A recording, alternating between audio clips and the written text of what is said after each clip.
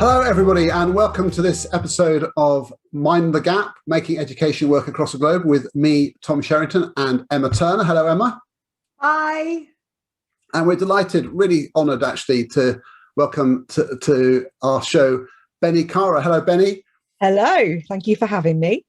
No, it's a real joy. Now, a lot of people will know who Bennie is, because Bennie is someone that you encounter in the Twitter world. And if you've got a copy of this excellent book we're going to talk about later, Diversity in Schools.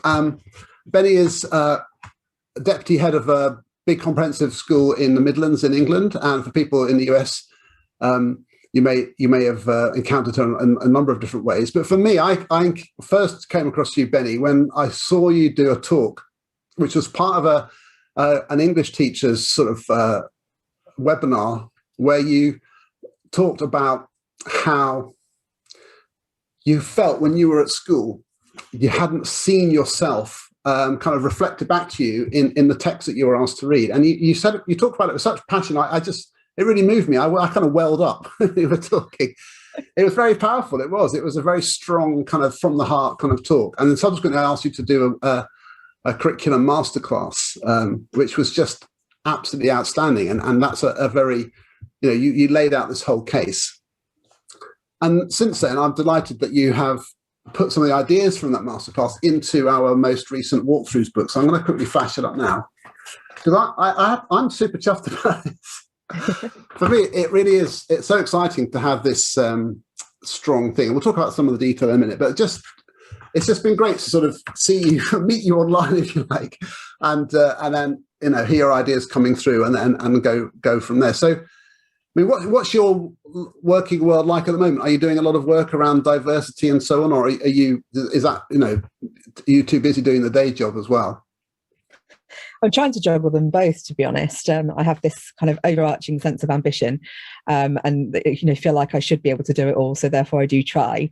So it's in some ways I've been doing a lot more diversity work because everything has moved online, and so the ability to get into a school has become a hell of a lot easier in the last few months, or in the last year, in fact. So, doing loads of training for individual schools, for English departments, for large MATs, for city councils, and, doing my day job during the day. So I've been trying to fit it all in. I think once I go back to work after shielding, I think it will become slightly more difficult to do it, kind of the day job being actually physically in a building. But that won't stop me from trying and cram it all in. So, watch this space. Wither away. What's the thing that you're asked to talk about more than anything then? Do people just sort of have this sense that we should be doing something about diversity, help, and then they just call you, or are they more focused than that? It really varies. I mean, most of the time people want a starting point, and they see the book as a starting point. They've read the book and they say, can we have a bit more detail, particularly on the curriculum? So, the specialism really is the curriculum aspect of this work. There are lots of people doing diversity work that's far more kind of broad ranging around, what happens in school structures and systems, whereas I'm thinking purely about content a lot of the time. So, there are people who come and say, look, actually we've identified we have a need to talk about language, diversity. What kind of language should we be using in schools? Or they'll say very specifically, can you come and speak to our English department? Because I've done a lot of work with the English and Media Centre and with Nate and with Late as well. So, it does vary, and I'm happy to try to make it what it needs to be for people. I don't think one size fits all in any kind of sphere of our work. So, yeah, it's. So what are Nate and Late? Just explain those to me. The National Association of Teachers of English and the London Association of Teaching English, and the English and Media Centre, the EMC, kind of the big English organisations in the UK. And I was awarded an award by Nate recently. I'm going to take this out here and show you. It is officially a murder weapon. Oh my God. So I could kill people with it. No, it was her. So yeah, congratulations. That's well deserved. That's excellent. Thank you. So yeah, I've now managed to knock over everything on my shelf. So I'm just going to put this back. I've been propping everything up. So yeah, I am an English teacher by trade, and all of this started with me thinking about the English curriculum, and I'm slowly learning about the nuances of other subjects and how we can think about diversity in a meaningful way in science or maths or PE, and that's a brilliant journey. As somebody who loves to learn, I'm finding out so much. It's great as a line manager as well. You go to your science teachers and say, look, actually, I know X, Y, and Z about these people that you teach. That's fantastic. No, well, congratulations. Honestly, I just think it's wonderful to see it kind of I feel like your star is rising, and it's and it's because you have this way of connecting to people, and you're kind of taking people from where they are and saying, let me show you what else you can do, in a way which is practical but also sort of profoundly kind of ethically driven. It's like it matters, but it's not sort of weirdly impossible. And I think that's quite a neat trick to make it feel to people like, yeah, we can do this, that I want to do it, and here's how. So I think you've done amazing work around that. So Emma, let me hand over to you. How did you come across Bennie? Oh, well, I'm initially on Twitter, but Bennie's actually been doing some work in our trust as well, with our central team and sort of our broader teams as well. So I have had the pleasure of seeing Bennie in action with our central team, and her session was just amazing. And the things that have kind of developed as a result of the work that Bennie's done with us are absolutely unbelievable. We've now got a diversity consultative group with the 9 protected characteristics all represented on this group, and every aspect of our trust work now kind of goes through the filter of this group, and none of that would have happened necessarily as coherently without Bennie's steer on that. So I can't thank her enough really for the work that she's done with us. But one of the things that jumped out of the book when I read it, and it's just a short little thing where it says, no one person is purely one thing. And I would not do that justice to explain that, but I'd just really love to hear you explain what's meant by that, because I just think it's so powerful, and it was a real learning point for so many people that I work with as well. I'd just love to hear you kind of explain what you mean by that. It really comes from, I guess, the founding of Diverse Ed.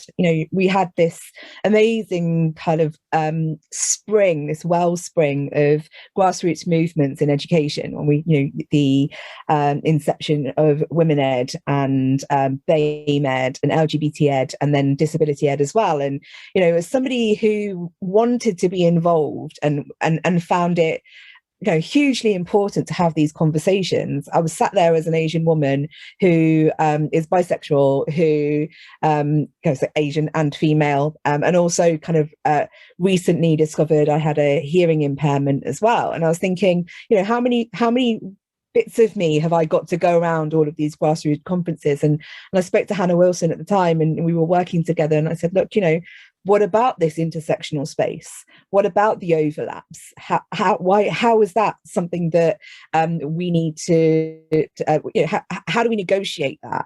And so that's how Diverse Ed came about. And it wasn't really to replace any of those movements. It was very much to provide a conversation around what happens when you carry these multiple protected characteristics.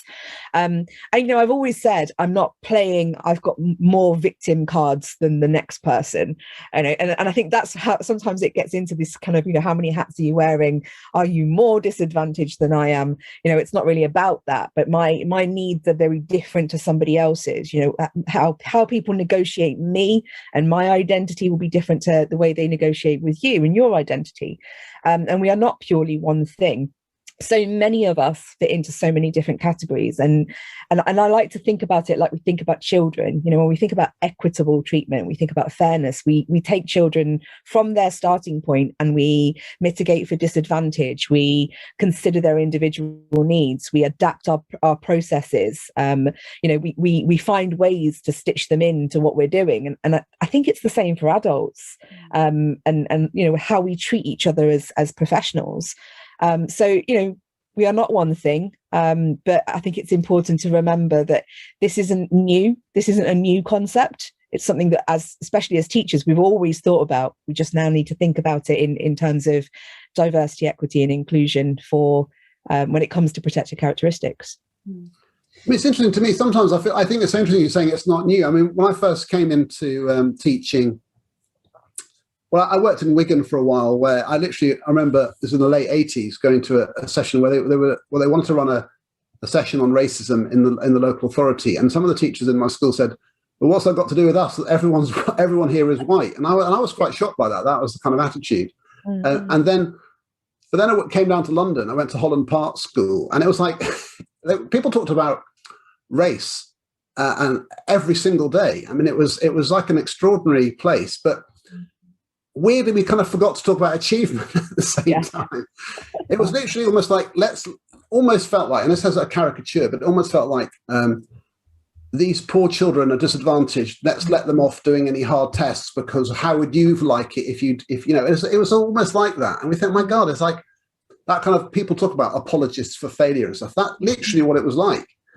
And so you think, well, these things, people have been talking about these things for a long, long time. But we haven't got it right, have we? Because you can see, why do you think we're still, it's such an important issue now, with the kind of urgency about it, even though, as that report that came out last week says, apparently we don't even have a problem. Some people, what's going on, do you think? Because, I mean, there are plenty of people who think we need to do so much, and other people think, hey, come on, we're doing okay. So where do you feel we are on that? I think there's, certainly been progress since when we were at school or when we first started our teaching careers. I'm not suggesting that, the work that was done in the 80s was pointless. I think it moved the conversation forward inevitably. These things, either badly done or well done, will move the conversation forward. And so there was a place for that. I remember there being a huge push on texts that had characters from different backgrounds. We had some of our kind of texts that we were still teaching in the early 2000s came from that movement. So I do think, there was some real value in that. But as teaching has evolved, our ideas on diversity, equity, and inclusion have evolved. I remember having a sticker given to me at school saying, all different, all equal. And I would say, look, we have a better understanding of what equity means now, about the idea of fairness rather than equality. So I think that's where we are. I mean, why haven't we moved on? Because I think there is still a fundamental misunderstanding of what structural barriers are, and how to negotiate those. And obviously, the report that we dare not speak its name has compounded that. It sort of kind of surprises me and doesn't surprise me. I kind of could have predicted what was going to come out of that report. But that failure of understanding about what structural racism is and what structural barriers are, until we get that right, until we have an understanding of what those are and how to mitigate for those, that's when, that's the point where we'll start to make some real progress. And unfortunately, we are in a situation where that's being denied. And there's some really quite insidious arguments around it. And that's, I was quite depressed, spent a few days kind of moping, and then decided just to carry on, because that's what we all do. We just carry on. Yeah. So what's your sense of it? I mean, we've discussed you before, Emma and I, because you come on. I listened. I know. We were sort of getting excited. So, Emma, what's your sense of how of progress and how things are going? What do you think? I mean, I don't know whether primary's just been in a slightly different bubble because of the age of the children and their ability to articulate things at a particular age, and they haven't necessarily had the same kind of experiences that a teenager may have had with their peers. But I think that primary, in the last couple of years, the conversation around diversity has accelerated at a pace that I have not seen before. Mm-hmm. And I think there was probably a wrong assumption that primary was lovely and cuddly and everything was fine there. And it wasn't, it really wasn't. And I think that the way the discussions around diversity and equity have accelerated have been brilliant, and they have enriched the curriculum. They have meant that our schools have made huge strides. I mean, I'm lucky enough to work with Halil Tamgumash, who talks about this a lot as well. He's a head teacher in our trust. And, you know, the pace of change that is happening in primary is amazing now. And I think that it's long overdue, to be perfectly honest, that although we may not have experienced some of the more extreme experiences that students may have had who are older, didn't necessarily mean that it wasn't happening. But I think that, it's definitely moving at a pace. I mean, what I've been teaching 23 years now, I've never seen the conversation move this quickly. But one of the things that you say in the book, Bennie, is about it can be really complex and daunting to start that conversation if you don't feel you're in a space to start that conversation. So I love the fact that this book is a toolkit for giving you the language, the question starters, the discussion openers. I think it's such a brilliant toolkit for people who want to make a change but don't necessarily know how to or where to start. Yeah, well, I think that was it. You know, the intention behind the book was always, could a teacher pick it up and have something to do the very next day? You know, and we were very deliberate about the audience, and the fact that it was never intended to be this kind of academic treatise on, you know, all of the research and all of the kind of you know, the nuances around decolonization. And it was very much a starting point. And I appreciate that some people, you know, will look at it and go, well, actually, I know all of that. I'm at a completely different point, in which case, you know, they know what they're doing. But I like the fact that people have said, you know what, I feel better about how I'm approaching it. I feel better about, you know, some of the ideas that I had, because it's kind of been validated by the book. And I think when people feel comfortable and when they feel supported, like there's a safety net somewhere, they're more likely to go and take risks. And sometimes that means somebody standing next to you going, here, look, there's a book that says, actually, you know, you should be doing exactly this. So that's been my proudest moment of all of this. It's how many people have come back and said, thank you. You know, I didn't know where to start, but I feel like I've got a safe place to start now. It's really empowering to have that. And when you say about it can't be done by individuals alone as well, going with this, you've got so many voices in here to go along with to start that conversation. So it's a hugely empowering tool for people who want to make change in their organisation. So thank you. I think the idea that I feel, for me, which I know you don't own it, and you'll say so in a second, but it's just that I've taken, and it's just, I feel it's like a light bulb moment really, is this idea of utilizing diversity as a kind of a way of dealing with it for people, because, and the need, the imperative to kind of challenge victim narratives as a dominant kind of narrative for all sorts of different groups of people. And you express that so well. And when I've shared that with other people, I just think that's so interesting, isn't it? So you don't sort of, and it came up earlier this year when Black History Month was on again. And there's this quite interesting debate about whether that's a good idea or not, because on the one hand, it's better than nothing. Yeah. On the other hand, it's sad that you need it. And the idea that Black History Month should be sort of Black history curriculum and kind of ever present. So it isn't like, hey, let's talk about Black history now, and as if we wouldn't normally. So that to me is interesting, and you express it really well in the walkthrough. But just tell us about this utilizing diversity concept and where it came from. So the term itself was taken from a lady called Sue Sanders, who co-founded LGBT History Month, probably when I was still at nursery school, and you know, at a time when it was really not okay to be gay and be out in schools. And she's been supporting LGBT educators for decades, and it was taken from her, and actually came third hand to me via some training that I did that I went to, and so heard the term there. But it really, like you said, it was like a light bulb moment for me as well, and this idea of, you know, taking the word normal. You know, normal seems like such an innocuous word, and yet it exists in this space that is an entirely binary. You know, there's normal and abnormal, and, you know, or normal or not normal, and this kind of concept that, you know, when you have normal, you have things that deviate from the norm. So immediately you've got this sense of a kind of in group and out group, which, looking at kind of Hegelian philosophy, is is kind of natural to us, and we've always done it. But if the aim is to try to create that sense of belonging, and I often talk about belonging rather than diversity, equity, and inclusion, is that, those exposure to difference, exposure to variation, exposure to lifestyles that are kind of outside of your experience, that the usualized experience is what will create a kind of more seamless understanding of who we are as human beings. And to me, it makes perfect sense. I don't want to know like what's normal and what's normal. I just want to feel like actually in our society, it is usual to see a family that looks a certain way, to see couples that look a certain way. Or to have people with lots of different religious ideas kind of coexisting.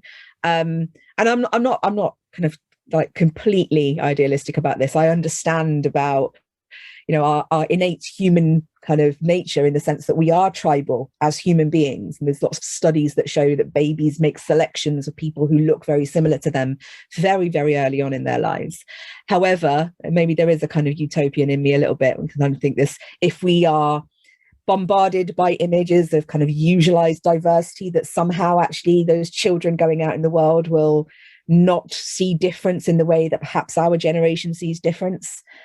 So that's the wildly important goal in all of this, to fundamentally transform the way people think via the medium of the curriculum. Well, it's not like we want to eliminate difference or anything, is it? It's like it needs to, like the whole thing of utilizing that differences are there, they're part of who we are. And but I do think that's so powerful. And it means, I remember when my daughter was at primary school, like there's a boy in her class who had two moms, and that was just so normal, because it's just one of those things that's part of life. And you always think, but where people don't encounter things which are usual, then there's a kind of, you get ignorance and prejudice, and you have to sort of, as a school, kind of inject things which are maybe not naturally present in the community, and that can be a kind of difficult.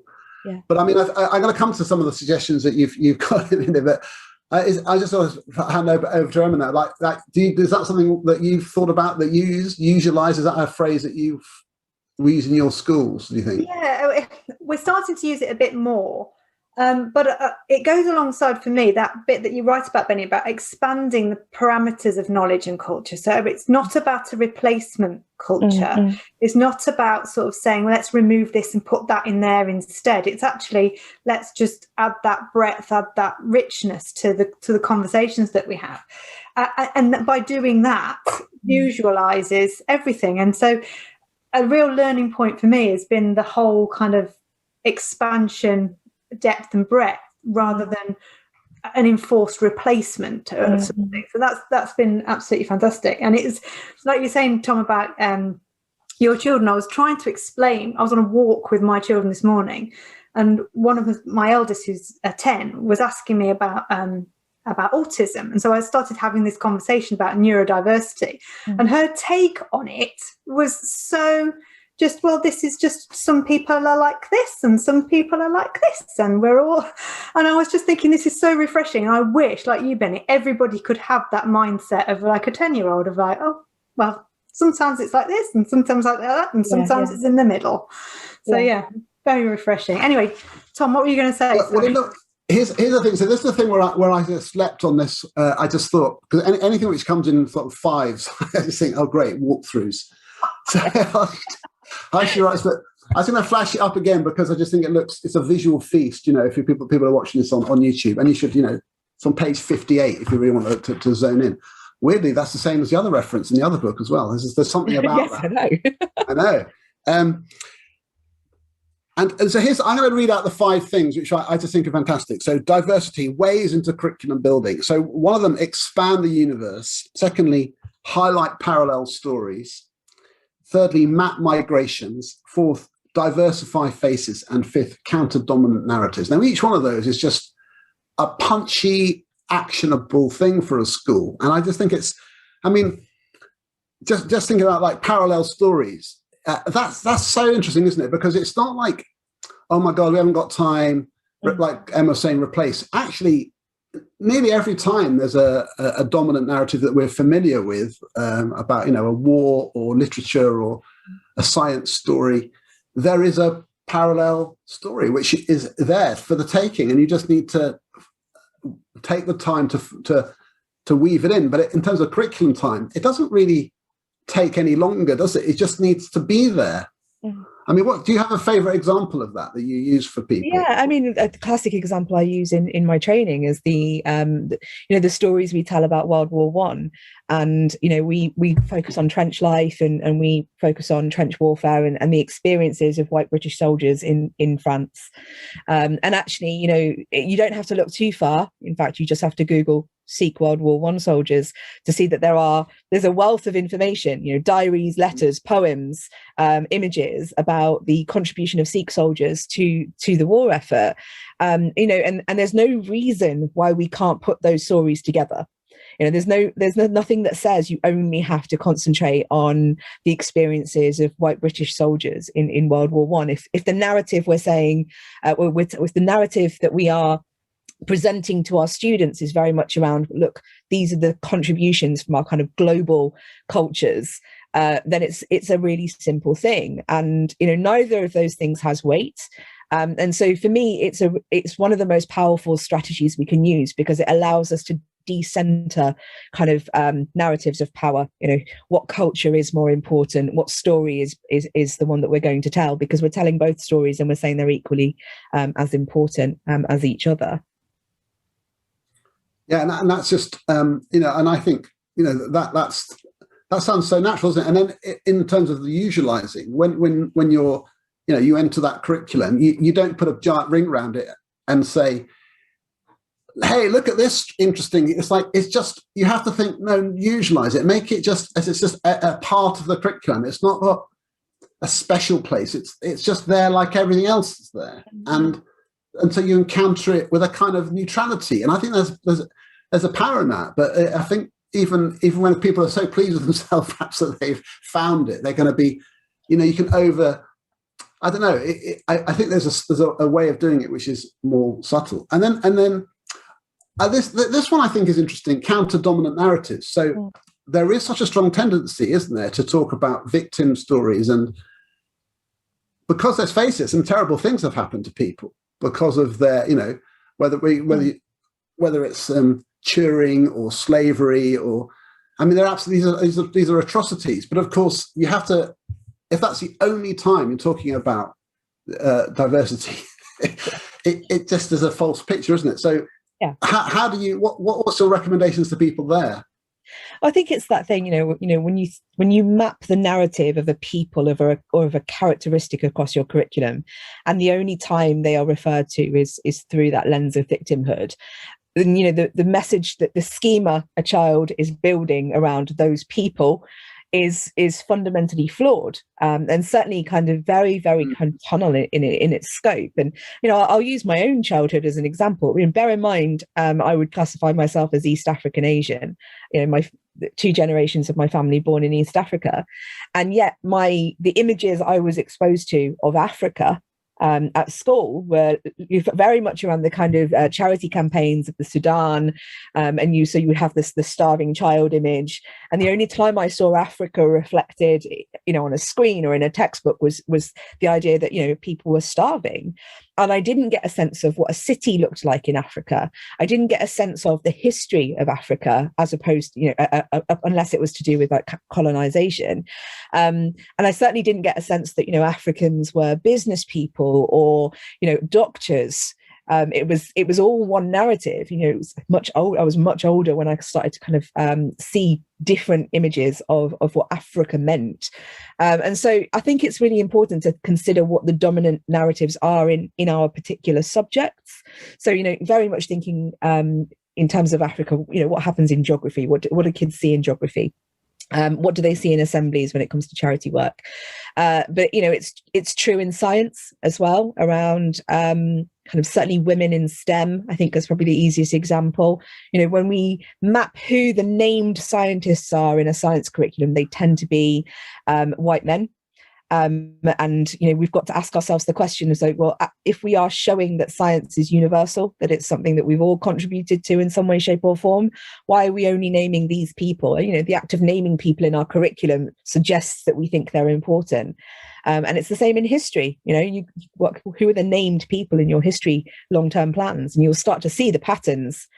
And those are the dominant narratives that our children pick up. And so in some ways, we are reinforcing the inaccurate information they're receiving from society by kind of you know, providing that narrative in schools.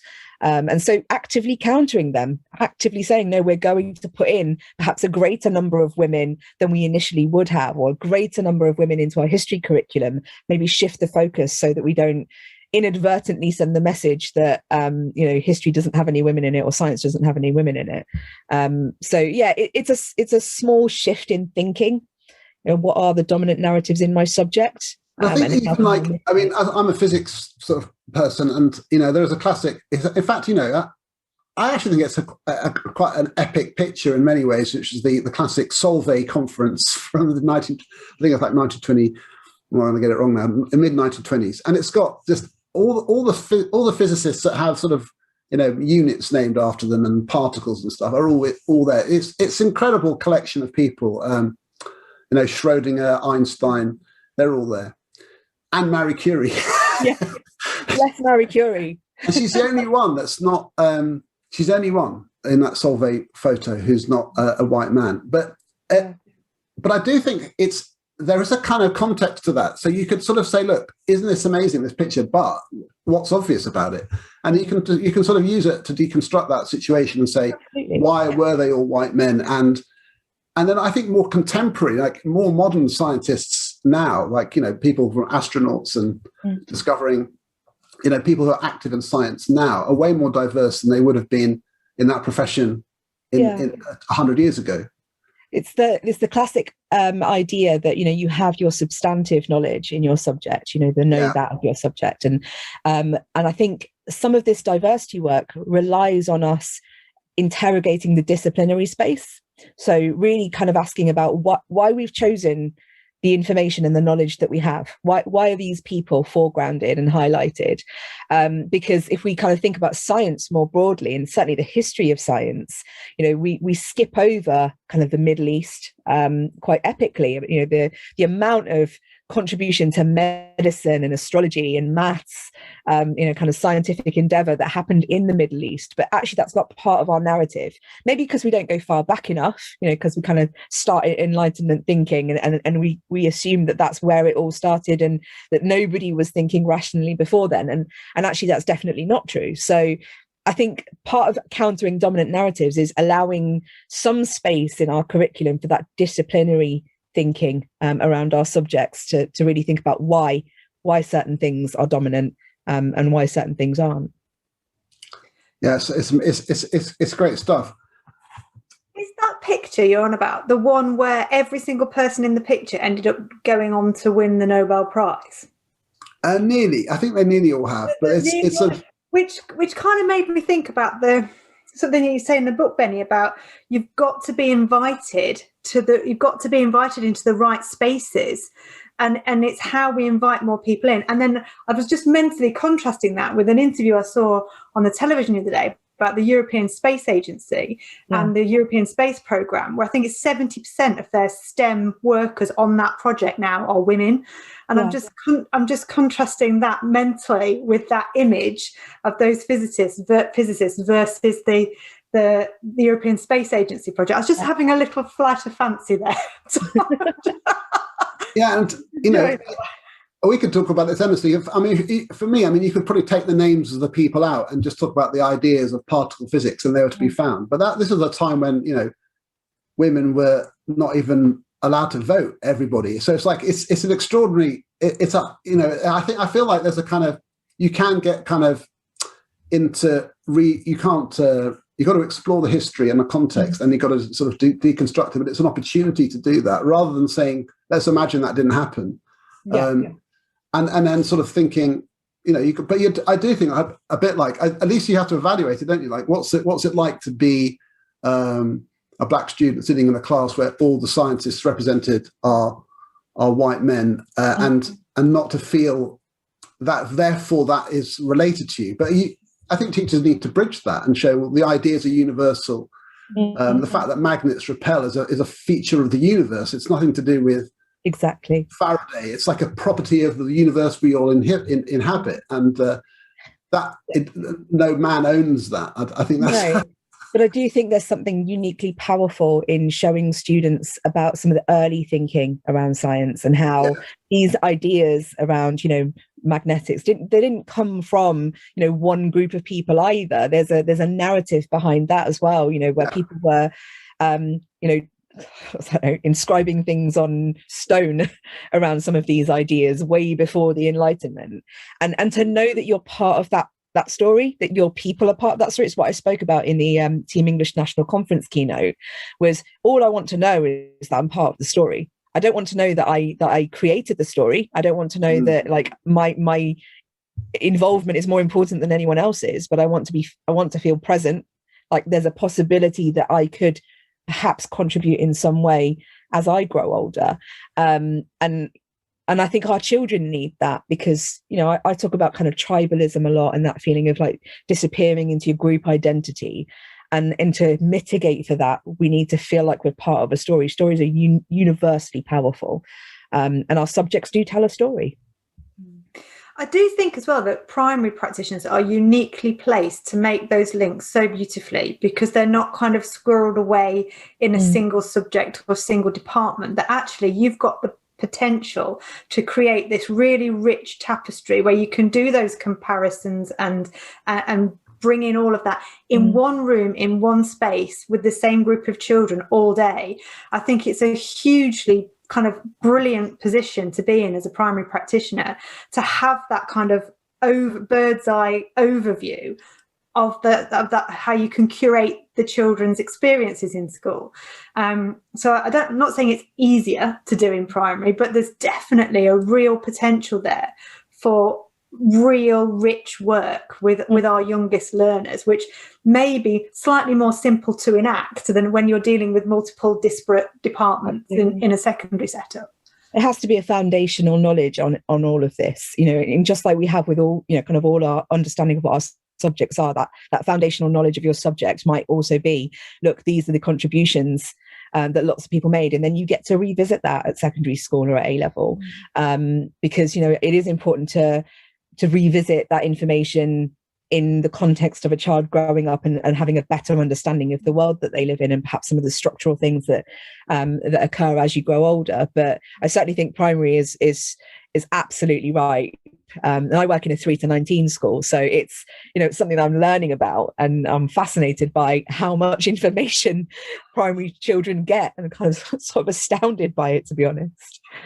I think this thing of visualizing is so key. So, I mean, one of the things that you it's funny when you do it, you talk about the sort of the shrine to black scientists in the corner of the science lab, and it's sort of it's got a kind of bow on it, but it's not integrated, and it feels separate rather than part of something. And that's such an important thing to get right.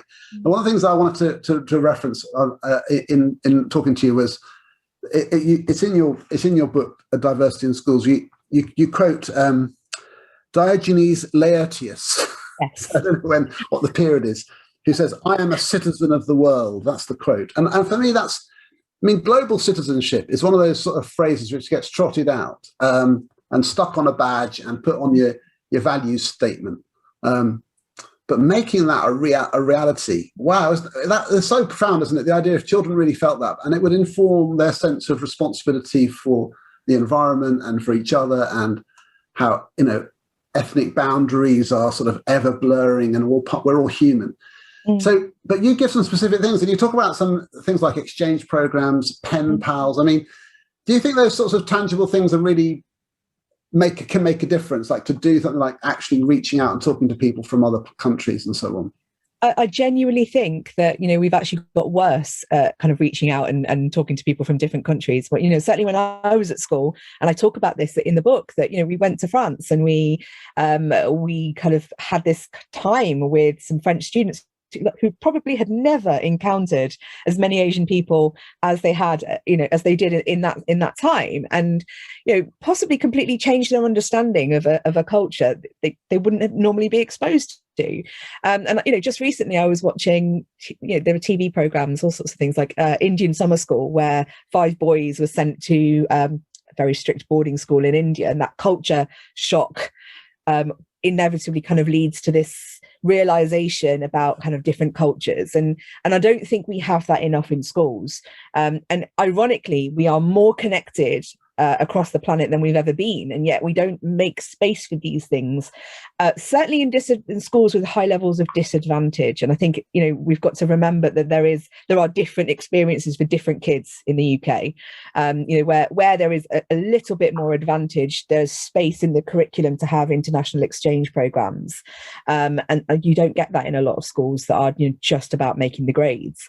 But the idea of kind of global citizenship, again, maybe part of this utopian ideal that I'm kind of striving for, is that sense that we recognize the value of our nationality, we recognize the value of our nationhood and the history of our nation, but we recognize it with an understanding, with a true understanding of how that fits into global history. Because I think sometimes the narrative is very skewed towards exceptionalism. So what makes us better than everybody else, how we've overachieved compared to kind of neighboring countries. And that's fantastic. And we have a history of amazing achievement, but we also have a history of doing some pretty horrific things. And I think the ability to negotiate that space, say, look, yes, on one hand, we have this event, and on the other hand, we have these things, and allowing our children to understand how that fits into the fabric of the world is far more powerful than saying, this is what being British means, this is what being American means, because it lends itself to that tribalism again. And Edward Said was talking about it in 1993, and I think it's only got worse. And without kind of pinpointing too many kind of political episodes, there's been some major political episodes recently that may have reinforced some of those ideas around nationhood, and that exceptionalism, and one-upmanship. But that's interesting. It's because, and it's politicized. I mean, it is, and there is a I don't know. There's a counter narrative, isn't this? I mean, there are people who would say it's common sense to sort of accept that we're actually quite a nice country, really, and the racism might be there, but it's just a few bad apples, and look how far we've come on, and the empire. Look at all the roads and electricity they have now and stuff. I mean, they're literally people who think in those terms. How do teachers deal with that and still be sort of politically neutral? Do you think that's actually possible? It's really hard. And, as much as I have my personal views on colonization and the empire, and, certainly being a product of those two things, kind of literally being here because it makes it a really difficult space for people like me to navigate. But I do think that we, again, come down to that disciplinary knowledge around what is truth and how do we achieve truth. And truth means examining all angles of the story. And, you see this with, the National Trust trying to kind of discuss the history and the contribution that colonization made to some of these big stately homes, and people saying, well, you can't do that. That's somehow anti-British, and you're a traitor for doing so. But it really is, again, like I said, expanding the boundaries of our knowledge so that we get to make informed choices. And as teachers, we have to allow our children to make informed choices, which means we cannot be told, do not say the empire was a bad thing. Because for lots of people, the murdered, the enslaved, the kind of the indentured servant, they were bad things. And if I said anything else, I would be lying. So, and I'm not about to stand there and say that, but I recognize people are scared because there are some quite kind of big narratives around it and big voices around it. But I think that when you try and find the truth of a subject, you'll start to select your material according to that. And that's the only advice I can give. I'm not going to go and tell people to kind of stand on a table and like decry the empire, but I do want them to interrogate it according to the discipline, according to the needs of their subject. Absolutely. I mean, this is where I think head leaders need to help, because I mean, this comes up on the debate around, most recently, obviously, just around women feeling safe and everyday sexism and worse, but also early this year to do with transgender rights and identity. And I do have a worry for, say, a youngish teacher who may be political in one way or another, being faced with teenagers with attitude, rightly so, and not knowing what to say because the school hasn't quite said, helped them to formulate a kind of, here's how to lay it out, here's how to share perspectives, and here's how to kind of be yourself without kind of being in conflict with your students or biased against them or something. It does need a lot of thought, doesn't it? I mean, and I think teachers need to feel part of a system which allows them to express these ideas. And there's a lot of different lines of it as well, which don't always intersect. I mean, is that something you talk about in your trust, Emma, do you think? I was just thinking about it's not just about the curriculum and about the students. It's about knowing your community that you're serving, what the attitudes may be and the experiences may be in the community. And I was just thinking about something that you said about where I was ahead, large kind of markety town, all very white, not middle class at all, kind of working class. And I discovered it was the highest polling ward in the country for the BNP. And it's like, as a head teacher, you can't ignore that. You can't just say, just going to plough on with my lovely curriculum that I've planned. You have to be responsive to that and sort of and put questions in your curriculum and activities in your curriculum. So when you think about how big it's about having that curriculum, but also then that vigilance as well to what's going on in your school, in your community, nationally, internationally, and being responsive to that. So yeah, I mean, our trust are doing a lot of work on kind of a core curriculum, but also a very responsive curriculum to match the needs of the communities that we serve. So yeah, I was just thinking about that really, about the importance of vigilance in all of this work. It's not a box ticking exercise, is it, Benny? It's not right. I've had this conversation. We've made this curriculum. We've ensured that we've got this policy. We're done. It's that. Definitely not. I think, and I was going to kind of use your Matt as an example of like how to create that safe space, because that conversation has happened at Matt level, executive level, around what the values of the Multi-Academy Trust are. That's what allows a teacher to feel safe in that space. And when I say you can't do it on your own, I think you genuinely can't do it on your own. You can make small steps, but the risk factors are there, and people do need to feel safe to do this work. So where I've had large maths come to me and say, can you train 32 schools? That's what feels me. That's the structural change that we need.